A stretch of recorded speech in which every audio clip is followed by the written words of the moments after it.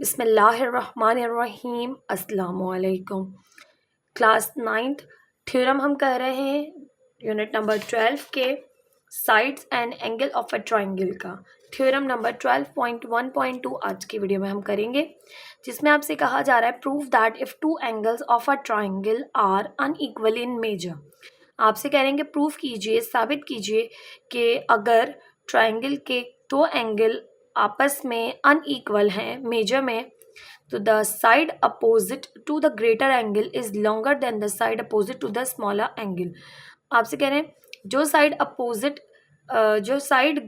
Opposite है greater angle के वो लॉन्गर है उस साइड के जो कि स्मॉलर एंगल के अपोजिट साइड है उससे।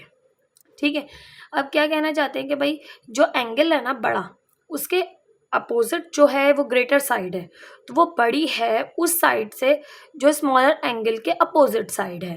ठीक, ये आपने यहाँ पर प्रूफ करना है। अब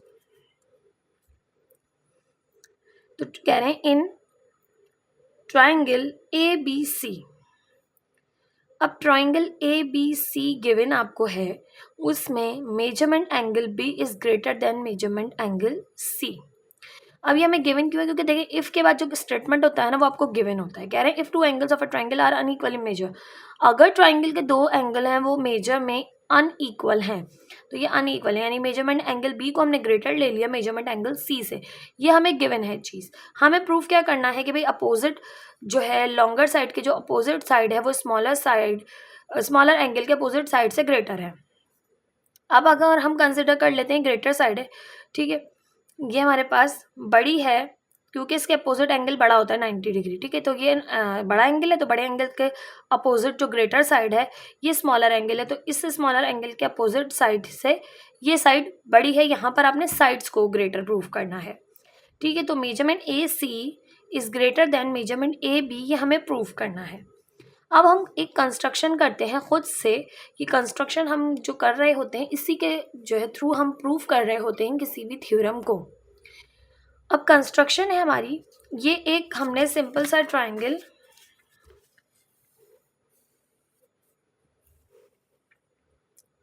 बना लिया। ठीक है, ये हमारा स्टार्टिंग है। हमें पता है कि भाई ये एंगल ग्रेटर है तो इसके साइड अपोजिट एंगल जो साइड है वो ग्रेटर है, तो ए सी ग्रेटर है ए बी से। ठीक है, क्योंकि स्मॉलर एंगल के अपोजिट जो स्मॉलर साइड, ग्रेटर एंगल के अपोजिट ग्रेटर साइड। ठीक है, तो ग्रेटर साइड जो ए सी है वो बड़ी है जो है मेजरमेंट ए बी से। अब ये हमें यहाँ पर प्रूफ करना है। अब इसके लिए जो हम कंस्ट्रक्शन कर रहे हैं वो हम कर रहे हैं कि make angle A B M congruent to angle C, यानी आपने एक एंगल बनाना है। ये एंगल सी जितने भी मेजर का हो, जितना भी इसका जो है वो एंगल हो, तो आपने ए बी यहाँ से आपने एक एम ड्रॉ करना है, ए बी एम, यानी ये जो एंगल ए बी एम है, ए बी एम, ये एंगल सी के कॉन्ग्रुएंट हो।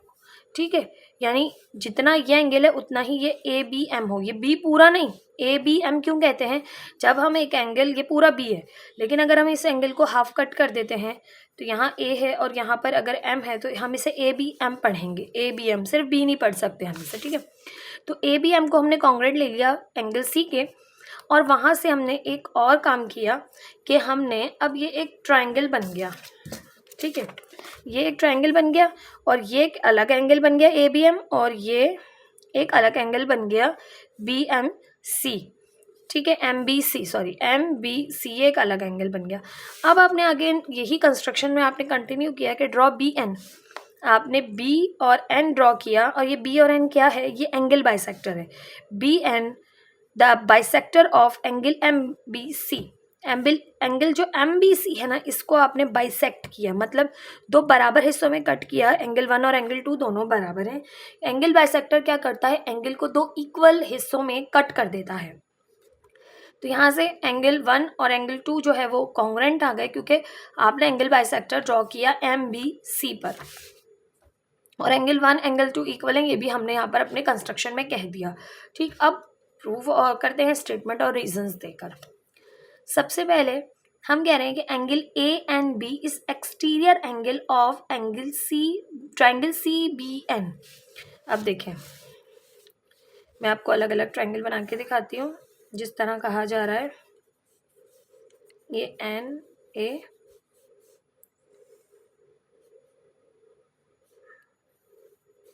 मैं अभी एम नहीं ड्रॉ कर रही, ठीक है, सिर्फ समझाने के लिए आपको ये पॉइंट। अब आपसे कह रहे हैं A and B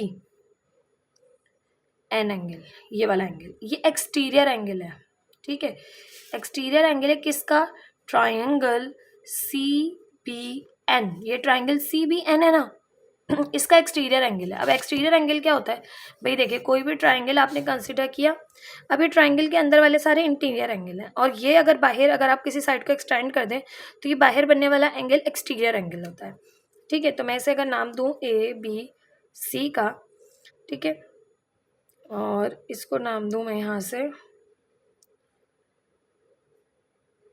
angle D का, तो देखें इसको एंगल ए, इसको एंगल बी, इसको एंगल सी, और ये एंगल डी है। तो ये जो एक्सटीरियर एंगल है डी, ये angle A, interior angle A और इंटीरियर एंगल बी के सम के बराबर होगा। यानी ये आपने पोस्टुलेट याद रखना है कि एक्सटीरियर एंगल अपोजिट साइड्स पे जो एंगल्स मौजूद होते हैं इंटीरियर, उनके सम के बराबर होता है। तो यही चीज़ हमें यहाँ पर भी यूज़ करनी है, ठीक है। हमने कहा कि ए एन बी एक्सटीरियर एंगल है ट्राइंगल सी बी एन का, ये ट्राइंगल सी बी एन है ना भाई, ये एक्सटीरियर एंगल एक साइड एक्सटेंड की यहाँ से एंगल एन, ये किसके सी बी एन ट्राइंगल का एक्सटीरियर एंगल है।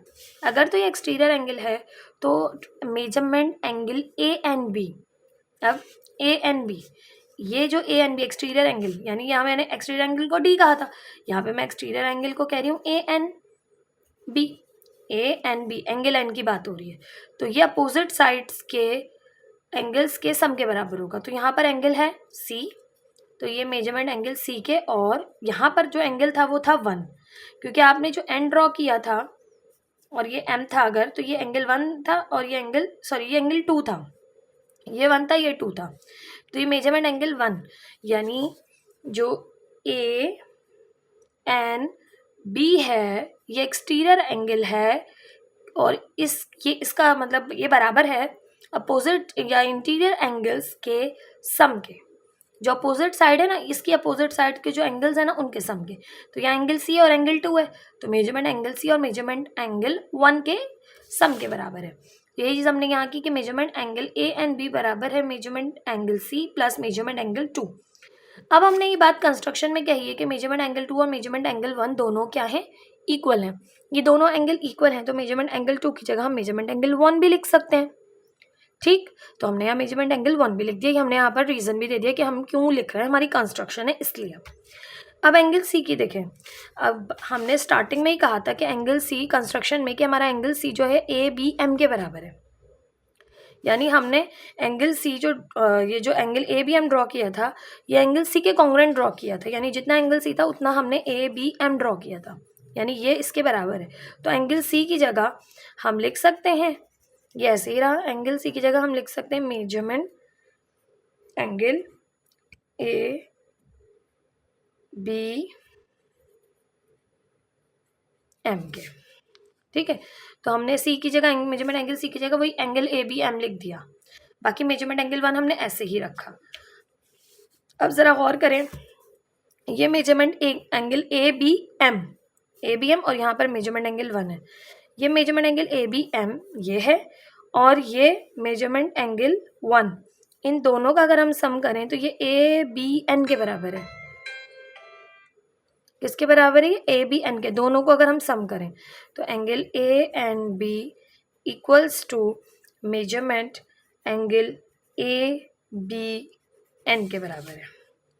ए एन बी किसके बराबर है, ए बी एन के बराबर है। अब कैसे ही मैंने आपको बता दिया था कि भाई ए बी एम और ये एंगल 1, इन दोनों का अगर हम सम करें तो ये ए बी एन के बराबर आ रहा है, एंगल ए बी एन के बराबर है इन दोनों का यहाँ से, ठीक है। तो इस तरह से हमने इसकी जगह लिख दिया और रीज़न हमने यहाँ पर दे दिया। अच्छा, ये angle C A B M के बराबर हमारी कंस्ट्रक्शन थी, हमने फिर रीज़न दे दिया, और फिर एंगल एडिशन पोस्टुलेट, एंगल की एडिशन पोस्टुलेट के according angle A B M angle 1 के बराबर है, तो angle A B M plus 1 बराबर है एंगल ए बी एन के, यानी measurement angle A B M और एंगल 1 दोनों ऐड करें तो ये ए बी एन एंगल बन रहा है। ठीक, अब अगर ये दोनों ये अब यहाँ देखें, अब वापस ट्राइंगल पर आ जाएं तो यहाँ लिखा हुआ है measurement angle A N B, यह है A N B. A N B किसके इक्वल है? एंगल ए बी एन के। यानी अब हम सिर्फ ए और एन और इसकी बात करते हैं, एम को भी भूल जाएं। ये एन है, ये बी है। A B N A N B के बराबर, यानी ये एंगल भी बराबर आ गए, क्योंकि भाई दोनों ट्राइंगल्स की साइड बराबर है, एंगल्स बराबर है ना, ए बी एन बराबर है, ए एन भी बराबर है, तो साइड भी बराबर हुई। अब साइड बराबर हुई तो ए बी किसके बराबर हुई? ए एन के, कॉन्ग्रुएंट हुई एन के। अब ट्राइंगल्स आपने इक्वल प्रूफ कर दिया। यहाँ पर एंगल, जब एंगल इक्वल हो तो साइड इक्वल होती हैं, अब साइड इक्वल हो तो एंगल इक्वल होते हैं, तो दोनों एक दूसरे के लिए आप इस्तेमाल कर सकते हैं। अब हमने यहाँ प्रूफ कर दिया था एंगल बराबर है दोनों, ए एन के बराबर है, तो A B side A N side के भी तो बराबर होगी।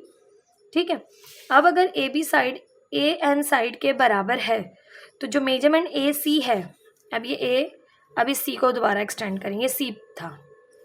ठीक है, अब देखेंगे एक्स्ट्रा है, ये पूरी साइड तो ए बी है, बट ये ए बी और ये एन सी दोनों को जमा करें तो ए सी बन रहा है। यानी ए सी किसके बराबर है? A N plus N C, इसके बराबर है ए सी। तो आपने कहा कि जो साइड ए सी है ग्रेटर है मेजरमेंट साइड ए बी के। अब कैसे है बड़ी है भाई, आप जानते हैं ना भाई, ए सी साइड तो ए एन और एन सी का सम है, यानी कि वो साइड यकीनन बड़ी है। तो हमने ये कहा यहाँ पर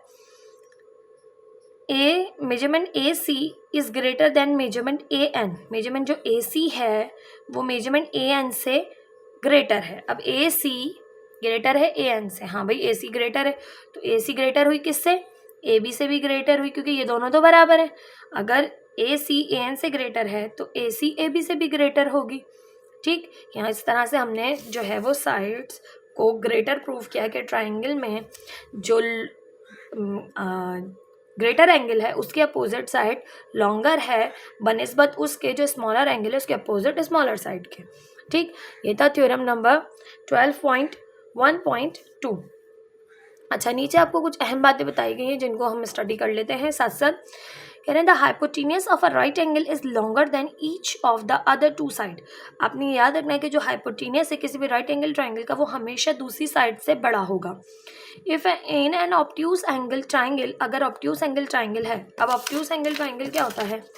वो ट्राइंगल जिसमें एक एंगल 90 डिग्री से बड़ा हो उसे कहते हैं ऑब्ट्यूज एंगल ट्राइंगल। ठीक है, वो ट्राइंगल जिसमें एक एंगल 90 डिग्री से छोटा हो, मतलब तो वो ट्राइंगल कहलाता है एक्यूट एंगल ट्राइंगल। तो ऑब्ट्यूज एंगल ट्राइंगल है the side opposite to the obtuse angle, जो साइड आपने ऑब्ट्यूज एंगल के अपोजिट बनाया है is longer than each of the other two side, वो दोनों साइड से जो दूसरी दो साइड्स होंगे उनसे ग्रेटर होगा, लॉन्गर होगा। ठीक है, अच्छा जी, दो ही पॉइंट्स यहाँ पर दिए गए थे। आई होप आपको ये थ्योरम भी समझ में आया होगा। वीडियो को लाइक, चैनल को सब्सक्राइब ज़रूर कीजिएगा। मिलते हैं नेक्स्ट वीडियो में।